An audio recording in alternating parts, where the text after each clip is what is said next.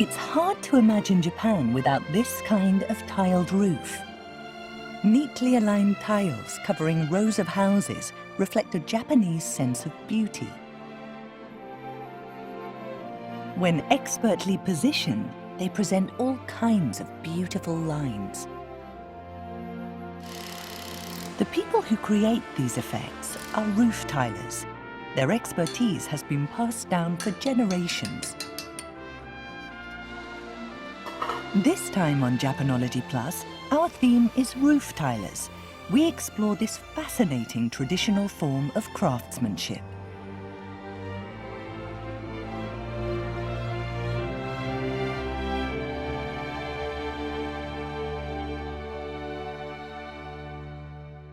Hello and welcome to Japanology Plus. I'm Peter Barakan. You take a look at a roof like that and immediately you know you're in Japan. These traditional roof tiles were originally used on shrines and temples, although these days you'll see them on many ordinary houses as well. The techniques for making them have been handed down for over 1,000 years. Today we'll take a close-up look not just at the tiles themselves, but at the people who make them and install them. This is Gangoji, a temple in Nara built around 1,300 years ago. Some of the tiles have not been replaced since it was constructed. They are the ones that are a reddish-brown color. Tiles were brought to Japan about 1,400 years ago. They were prized as roofing materials for temples and shrines. Silver tiles gleam brightly on this gently curved roof. Together, the tiles look like the surface of the sea. The combination of curving and straight lines creates an artistic impact. These roofs, meanwhile, belong to regular houses. It was only 300 years ago that tiles were first used on private homes. That's because tiles were formerly a symbol of power, available only to religious structures and the rich. However, as towns grew bigger and buildings were erected closer together, roof tiles were allowed as a way to prevent the spread of fire. The authorities recommended them over shingle roofs, which burned very easily. At the same time, the tiles themselves evolved. At first, two different shapes were placed together to keep out the rain, but then came a wave-shaped design that could be made cheaply and in great quantities. In no time at all, the country's townscapes seemed to contain nothing but tiled roofs, forming a landscape that came to be seen as uniquely Japanese. The people who make these scenes possible are roof tilers. They are unsung heroes, hard at work above our heads.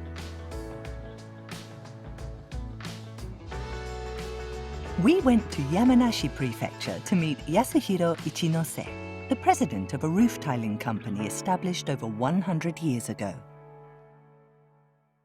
So is this your work? That's right. This structure is over 150 years old, and it still had the original tiles.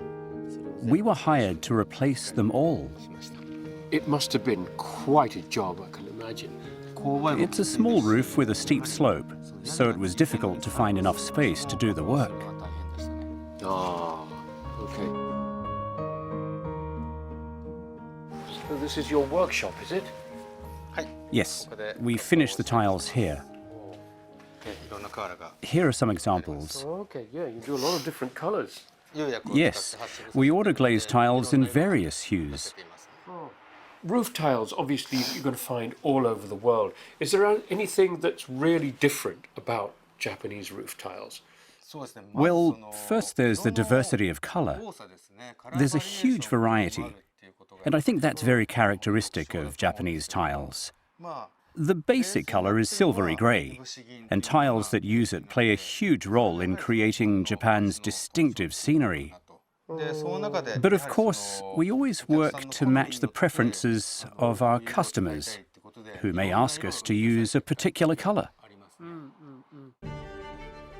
Tiles in Japan come in many different colors. In some places, local stone is ground up and used to give tiles a red hue. It's an example of how colors can be linked to certain regions. The different shades can form stunning tapestries.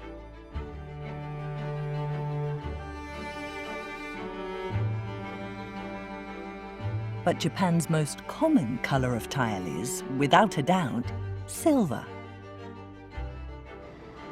These tiles are sprayed with soot to apply a film of carbon, and that contributes to their visual appeal. The carbon makes them resistant to rain, which suits them to conditions in Japan. Rain just trickles off. Besides color, there's also a huge diversity in shape and decoration.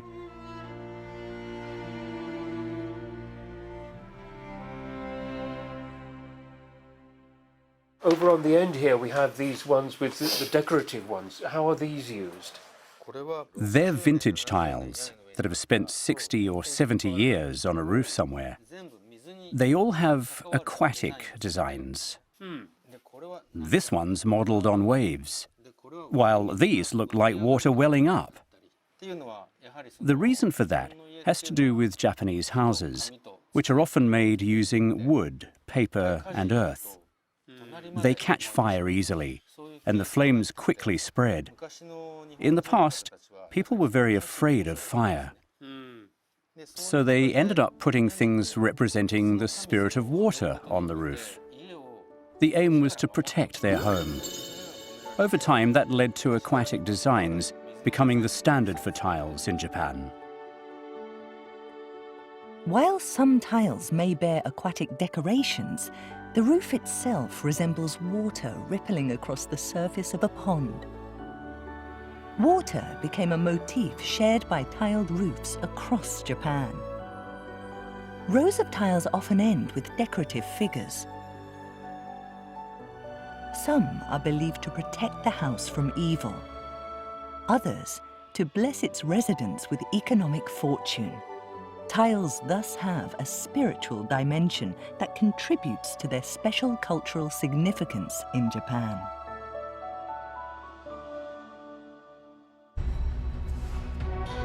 The people who put together these beautiful works of art are roof tilers.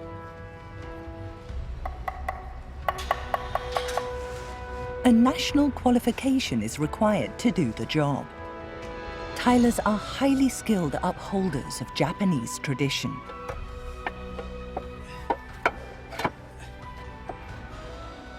It takes 16 tiles to cover 1 square meter. As an example, let's look at Goedo, built in 1272 at Nishi Honganji, a temple in Kyoto.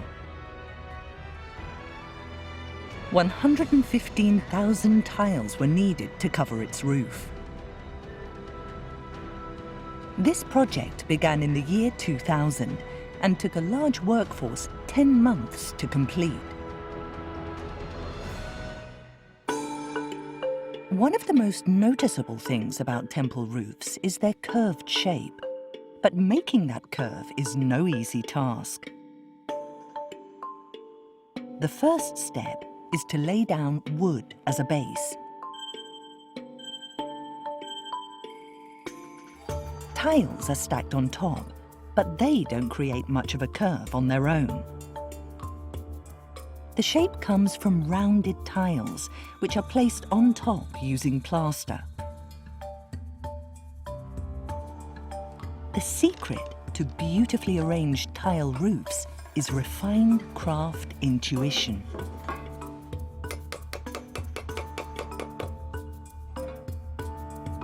This diagram shows how tiles should be placed.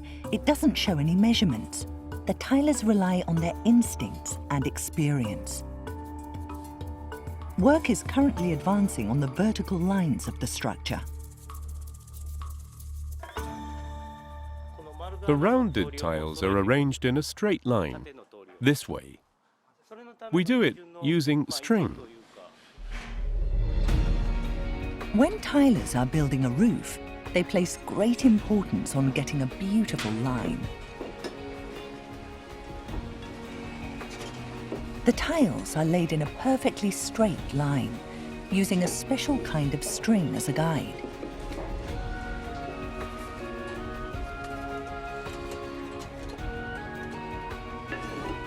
Tiles that protrude even slightly are carefully pared down.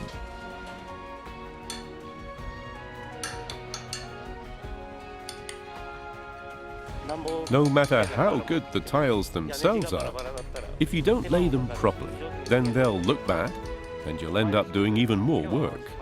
This is a temple. People come here to pray, and this roof is very visible to them. So our job is to make it as beautiful as possible. We don't cut corners. We see everything through.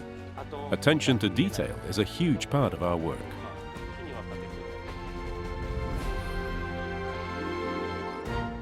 Moving from the design to the actual roofing techniques, I imagine it's fairly complex. Could you tell us something about it?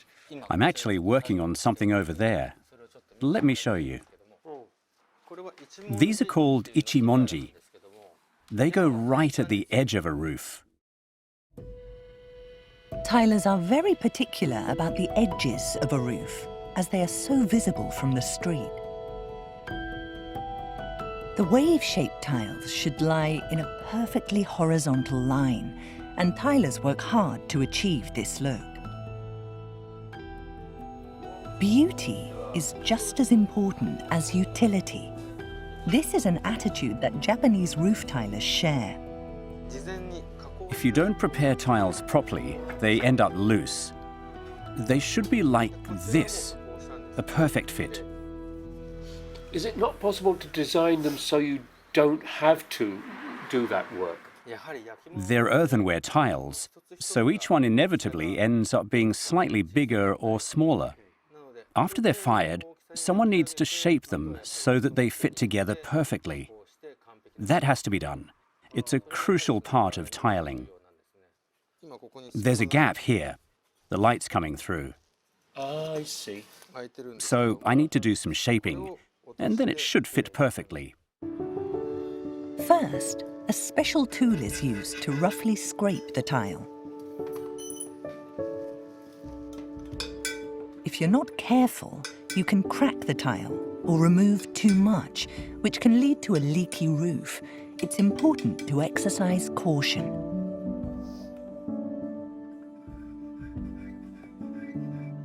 Next, the edge of the tile is carefully smoothed and flattened.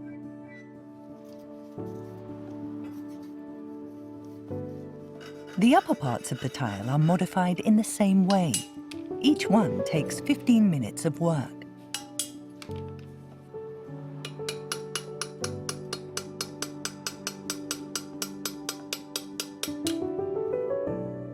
The reshaped tile fits perfectly.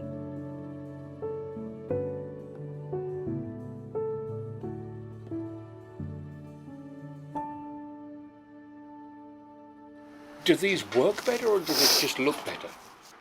The beauty is very important. This flat surface matches the line beneath. We're always aiming for perfect lines. You should be able to take your hammer and chisel and get the right result from each tile.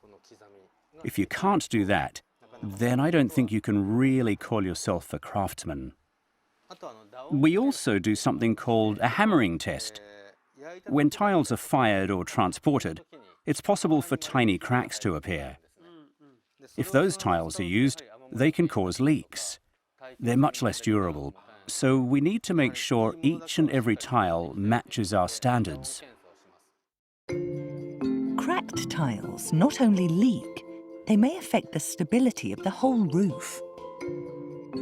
Some cracks are easy to see, but others are much smaller. Roof tilers use sound to root out the problems.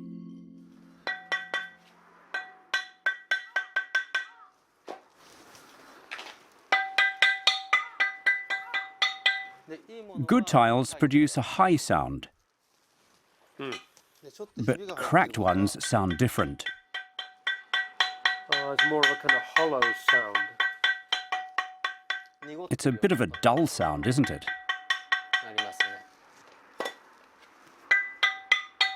Oh.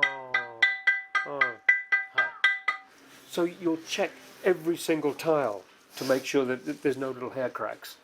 Well, it depends. If the tiles are brand new, we only check the ones that look suspicious. But if they're old tiles, we check every single one. Why would you use old ones? Well, some customers just like how they look.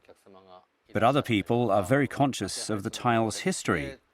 They actively want to reuse them, instead of just throwing them away. When we get that kind of request, we can only reuse the strongest tiles, so we have to test them all.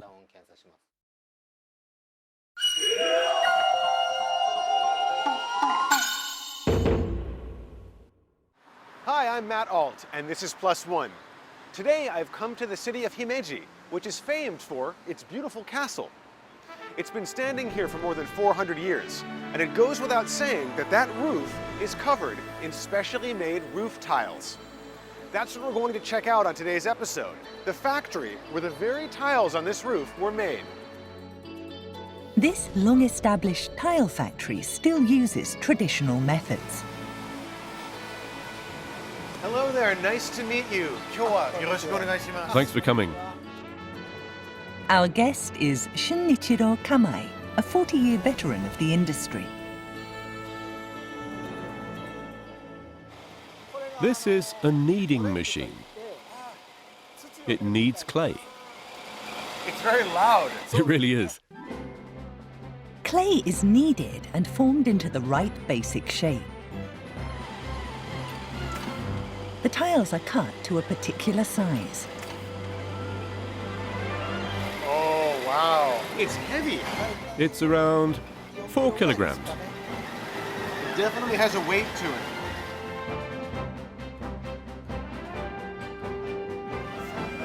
Next, the tiles are pressed and shaped more precisely.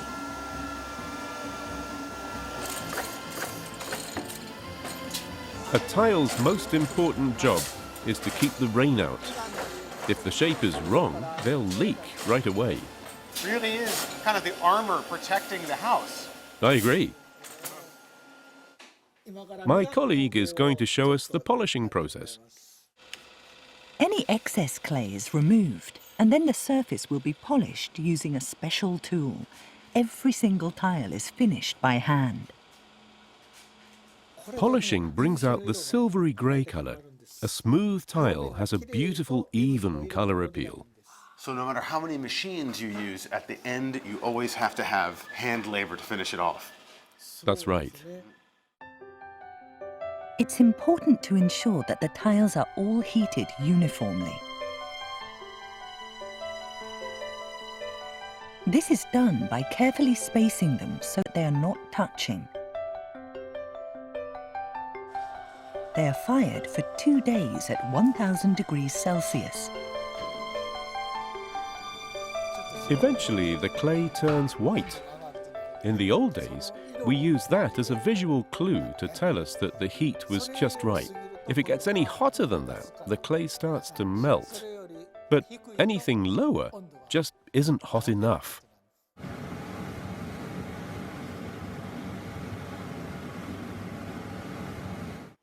This is what it looks like after it's been fired. Oh, what a beautiful color. This is ibushi. This silvery grey is a subdued shade that goes very well with traditional houses. So is this how it fits together? Perfect fit. We don't want rain to get in, so the tiles are stacked like this. And it's like a sea of identical tiles. There you have it, making tiles the traditional way. If you ever happen to be in Japan and see a clay-tiled roof, look up and marvel at that mixture of technology and tradition coming together in the modern day. See you next time.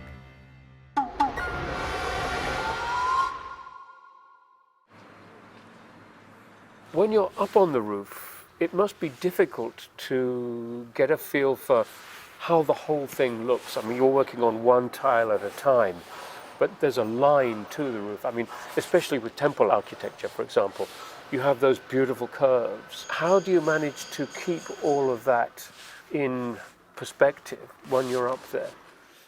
Well, roofs are generally quite large, so we might be laying 1,000 or even 10,000 tiles. Each one of them is part of the larger whole. And I think a tile layer's job is to use those small individual parts to draw longer lines. Whether we're creating perfectly straight lines, curved lines, or even dynamic lines, we have to do it accurately. That's the really satisfying thing about being a roof tiler. What's the most important aspect of the work when you're actually working on a roof? Well, our work is a lot like painting a picture with tiles. You can think of it like that. So you can't just line the tiles up. You need to have the whole image in your head from the start. That's essential. We might use completely different tiles on two similar buildings, depending on the surrounding environment. You have to consider the customer's preferences, too. There's a lot to keep in mind. When you're walking around and you see that there are houses being built all over the place all the time, a lot of the modern houses are pretty much almost like prefabricated. They just slot together and they go up in no time. What about the roofing? Is it pretty much standard? We're currently seeing a big shift towards sheet metal and other modern building materials, with tiled roofs becoming less and less common. One reason is that houses are smaller, because nuclear families are so widespread, just parents and children. When people lived in bigger houses in years gone by, then they'd often splash out on a tiled roof as a luxury. But the current trend is for sheet metal or tiles made from thin pieces of slate. That's been one of the big changes we've seen. Roof tilers have been around for over 1,000 years, but today their trade is facing tough times. New buildings in modern-day Japan are increasingly built with simpler methods, and the number of people choosing tiled roofs is decreasing. In 1970, 2 billion tiles were sold, but the current number is only a quarter of that. Yasuhiro Ichinose is looking to broaden the scope of his activities by seeking out work abroad. More people outside Japan now appreciate the functional benefits of Japanese tiles, and their demand for tiled roofs is increasing. Have you ever had a chance to observe people in your profession working in other countries? Well, there was a project to build an example of Japanese architecture in an art gallery at Yale University. My job was to do the tiling. Everyone else working on the project was American. They brought in just one person from Japan, and that person was me. Earlier on, I showed you the preparatory work we do on each tile. The people in the United States had real trouble understanding that. They asked why it was necessary and if there wasn't some easier way. They wondered if it really was an essential part of the tiling process. I can kind of understand that too. Normally, it's best to check that all of the tiles fit together before actually laying them. But for the Americans, I decided to do just part of the work to demonstrate. That way, everyone could see how beautifully they lined up. They were able to make the connection between the preparation and the final result. And after that, we were able to complete the job successfully. When you're up on the roof, obviously you have to work year-round in all kinds of weather conditions. How hard is the work? In summer, the surface of the tiles can reach over 60 degrees Celsius. Wow. They get so hot that I'm convinced you could fry an egg on them. And we're up there all day. We work all day during winter too, when our feet are freezing. It's extremely painful. I think the working conditions are really quite severe. From what you said, it sounds like a really hard job. Do you ever wish that you'd chosen a different profession? Well, when I joined this company at the age of 22, the working conditions took me by surprise. I wasn't sure that I could make a career of it. But on one occasion, I had an opportunity to go and look at the old streets in Kyoto. The buildings looked so well organized. Everything was neatly aligned. And one of the key factors creating that impression was roof tiles. I realized that by doing this job, I was protecting a part of Japanese culture. I was safeguarding a typical Japanese scene. When I realized that, I began to feel a huge amount of pride. Rather than simply lining up tiles and worrying about the temperature, I decided to think actively about how I could use the tiles to make the customer happy. That's what I'm focusing on these days. Hi, thank you very much.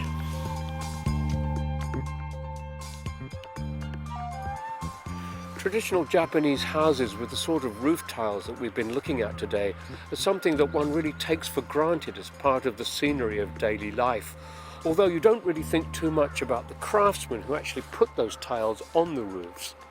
It's a skill that's been passed down now for something like 1400 years, but with the development of new building materials, you see more and more modern houses and less of the traditional houses, especially in big cities. It's yet another aspect of traditional Japanese culture that is unfortunately gradually seeming to disappear. I wonder how much time they have left.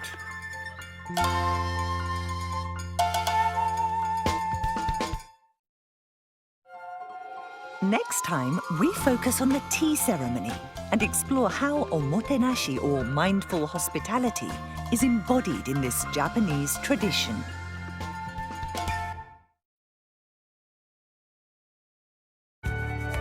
世界に向けて発信する NHK のテレビ国際放送 NHK ワールドジャパン。寄稿番組 Journeys in Japan では全国の観光地の魅力を世界に届けます。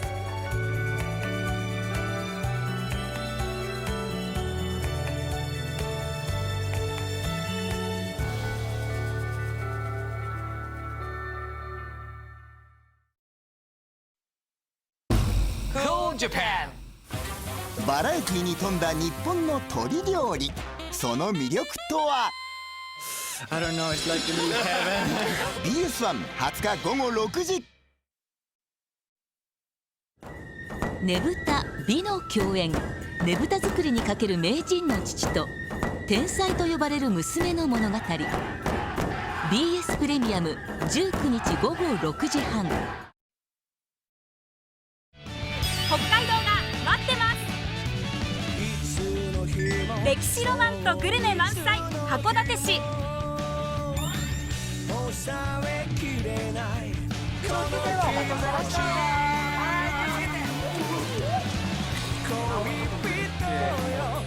あ美味しいものたくさんあるよ。食べに来てね。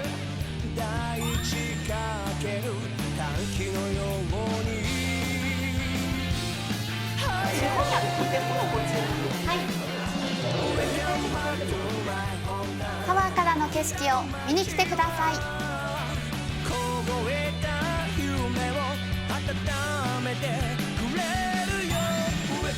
OK です。はい、どうぞ。夜の函館遊びに来てね。元気いっぱい。